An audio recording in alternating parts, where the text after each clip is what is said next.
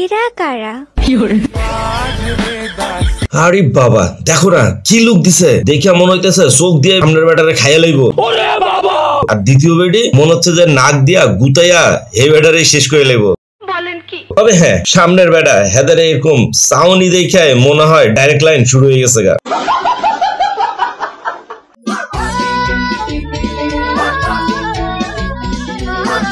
Hello বন্ধুরা, সবাই কেমন আছেন? আবার আমি চলে আসলাম আপনাদের কাছে অস্থির লেভেল ধামাকা টাইপের মজার সব বিনোদনের ক্লিপ নিয়ে, যা দেখে আপনি অনেক বেশি মজা পাবেন। তবে আর দেরি কেন, চলুন ভিডিওটি শুরু করি।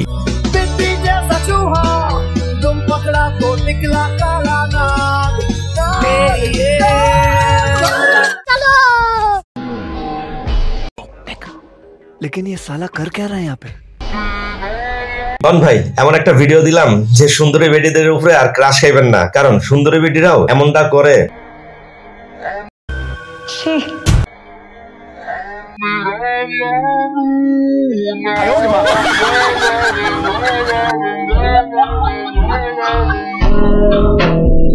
আলহামদুলিল্লাহ নাহমাদু ওয়া নাস্তাগফিরুহু ওয়া নাকামিলুহু ওয়া নাকাকাবালাহি। কি কইছ তুই? আউযু বিল্লাহি মিনাশ শাইতানির রাজিম। বিসমিল্লাহির রহমানির রহিম। দুরূদ সালাম বর্ষিত হোক নবীর উপর। হ্যাঁ, বিষয়টা বুঝলাম না। তোরে এরকম খুতবা দিতে কেডাই হইছে? যদি না পারো চুপচাপ থাকবি, তাই বলে এমনি খুতবা দিবি? अभी मैं गाली नहीं दे सकता। नहीं, गाली नहीं देना। फैमिली देखती है, वरना मैं ऐसे गाली दूं, ऐसे गाली दूं ना, जिंदगी भर याद रखें ये बड़े भाई। सब देव सब टाका पैसा बाड़ी गाड़ी आगे पीछे 5-10টা কাজের মাথারি। চলো না অন্দর মহলে যে দুজন মিলে বাসর করব। আল্লাহ নাউজুবিল্লাহ সবকে কথা বল। আমার শরম কি ভাইজানরা চিনছেন নি আমার এই আফারে? যে আফা খুব বেশি সামাজিক যোগাযোগের ভিতরে লোভী চুলকানি আপা নামে পরিচিত লাভ করছে। কি আশ্চর্য কথা। তবে আমি একটা জিনিসই বুঝলাম না, পোলার সামনে বেটি লইয়া বাসর করতে যাইছে আর বেটি এমনি ভেটকাইতেছে। তবে এই বেটি সব জায়গাতে খুবই খারাপ ভাবে বদনাম হয়ে গেছে লোভী চুলকানি আফা নামে। চলেন ওই আফার আরো একটা ক্লিপ দেখে আসি, এক বেটা আফার উপরে কেমনে উঠা পড়ছে। তবে এই আফা এই বিষয়টাকে কোনোভাবেই স্বীকার করতেছে না। আমি বলতেছি এটা রিয়েল ভিডিও, এআই সিস্টেমের না। আর চলেন কেক পট্টির কিছু ভাইরাল ভিডিও দেখে আসি।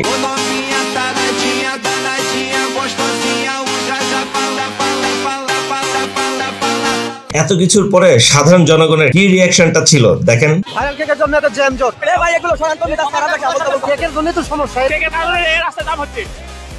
হ্যাঁ, তারপরে দেখেন কি অভিযানটাই না চলছে। তবে কিছু কিছু মানুষের জন্য গরিবদের পেটে কেউ কেউ লাথি মারছে, তার ভিতরে অন্যতম হচ্ছে এই বেড়া। আর সাথে তো সেই চুলকানি আফা আছেই। তবে চুলকানি আফার ইজ্জত যে একেবারে নাই, সে যে খুব লোভী বেডি তার এই ভিডিওতেই মনে হয় কিছুটা বোঝা যায়। তবে এই আফা কিন্তু আবার টিকটকও শুরু করছে, পরবর্তী ক্লিপে দেখিয়ে দিবনি। চুলকানের ভিডিও সামনে যায় নাই, ঠিক আছে? আমি এত অসভ্য না যে রাস্তার মধ্যে যায় ক্যামেরার সামনে চুলকাবো। এগুলো কেমনে কি করতেছে, এতটুকু কমন সেন্স থাকা দরকার, ঠিক আছে? এত চুলকানি কেন আপনাদের? শুনি আমি এত চুলকাই কেন? আমরা তো আমার চেয়ে বেশি আপনাদের চুলকাইতেছি।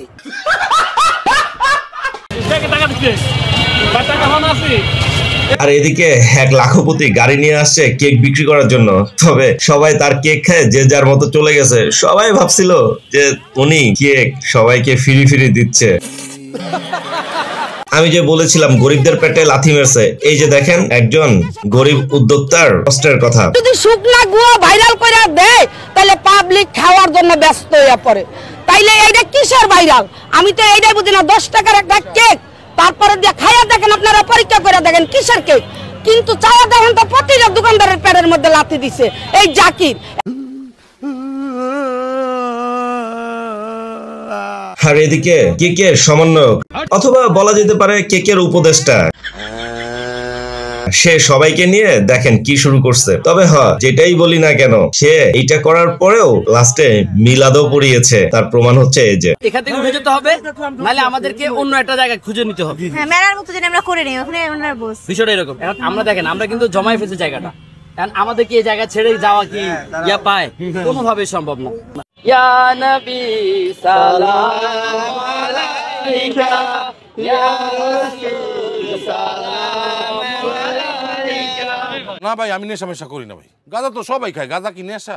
চলেন, অনেক হলো কেকের কাহিনী, এবার যাই কলার কাহিনীতে। গত পর্বে দিয়েছি এক কাহিনী, আর আজকে দেখেন এই চাচাই করলো আরেক কাহিনী। তবে হয় এরকম ধরনের কাহিনী হইলে বাংলাদেশে কিন্তু কলারও সংকট দেখা দিবে। শান্তি নাই ওরে বাবা, ও মনে শান্তি নাই। দেখছেন নি ভাই কত যত্ন করে ভেড়ার এই জিনিসটারে এমনি বালিশ করতেছে, না মানে পরিষ্কার করতেছে। তবে কে এমন সম্পদের মালিক একটু কমেন্টসে বললেন তো। আমি বলুম না, আমার শরম করে। কিউ ভাই দেখছেন নি, আসলে এগুলো দেখার পরে নিজের কাছে প্রাউড ফিল মনে হয় যে বাঙালির কি বুদ্ধি। তবে অস্থির বাঙালির বুদ্ধি বলে কথা। কথা কি ক্লিয়ার না ভেজাল আছে? আর এদিকে দেখেন বাঙালির সাথে এরাও থাইকা কি ধরনের শয়তান হয়ে গেছে গা। আমার মনে হয় ইবলিশও এগুলা দেখা মনে মনে হাসে যে বেডিগুলা এতই হারামি হইছে, জামাইরে কেমনে জ্বালাইবো সেই জন্য এই বুদ্ধিতে জ্বালাইতেছে।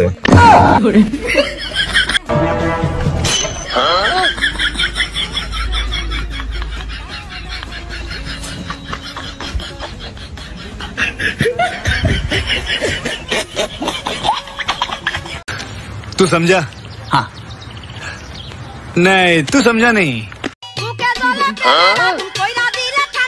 হইলো তাই বলে মুরগিরে নিয়ে এমনি লয়ে যেতে হইব না? বেড়াই কেমনে ঘুমাইতেছে, মুরগি যখন উঠা দৌড় দিব তখন বুঝবো। কথা কি ক্লিয়ার না ভেজাল আছে?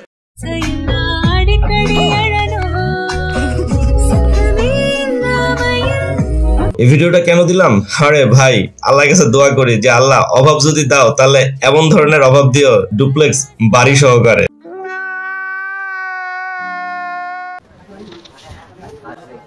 বুঝলাম না ভাইজান, আপনার এই অবস্থা কে রে? আমি এই দোকানের বান্দা কাজ सब क्या देखना पड़ रहा है, अच्छा है मैं अंधा हूँ। ভাই আপনারও তো সাথে নাক আছে, আপনি তো বুঝেন দুর্গন্ধ জিনিসটা কি। সারাদিন কাজ কাম করে আসা রাত্রে ঘুমাইতে পারি না, এমন পাত দেয় মানে দুর্গন্ধ, অনেক দুর্গন্ধ। ও তেরি কিও ভাই, এইসব ধরনের কাহিনীও কি আমাদের সামনে আসবে আর এগুলোও কি আমরা দেখাম? কিন্তু বুঝলাম না ভাই, তুই বউরে ডিভোর্স দেওয়ার আর কোনো কারণ পাইলি না? এই কারণেই বুঝে তোরে ডিভোর্স দিতে হইব। তবে এই ডিভোর্স দেওয়ার কথা শুনা মনে হইতেছে নোবেল দেওয়া খুব জরুরি। ভাইজান এই ভিডিও নিয়ে আমি কিছুই কমু না, তবে যারা লিজেন্ড তারা এই ভিডিও দেখলে অবশ্যই বুঝবেন যে বেডার জিওগ্রাফি কেন চেঞ্জ হয়ে গেছে গা।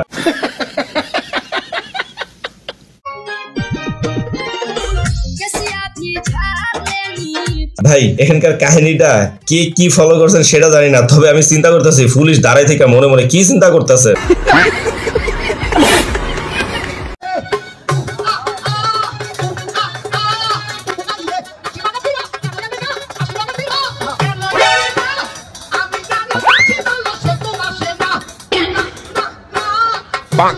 আমি জানি আপনারা কেউ মনে হয় কোন সময় জিন অথবা ফেতনি দেখছেন না। যদি না দেখে থাকেন এই যে দেখেন তাদের ছায়া কিছুটা হলেও আমি দেখাই দিচ্ছি। এরকম ফেতনি গুলা যদি বোরখা ফিরে আইসাও বাহিরে নিজের প্রতিভা শো করে তাহলে আপনি কি করবেন? তবে আজকের মতো এই পেতনিদের শো করে আমি বিদায় নিয়ে যাচ্ছি। সবাই ভালো থাকবেন, আল্লাহ হাফেজ।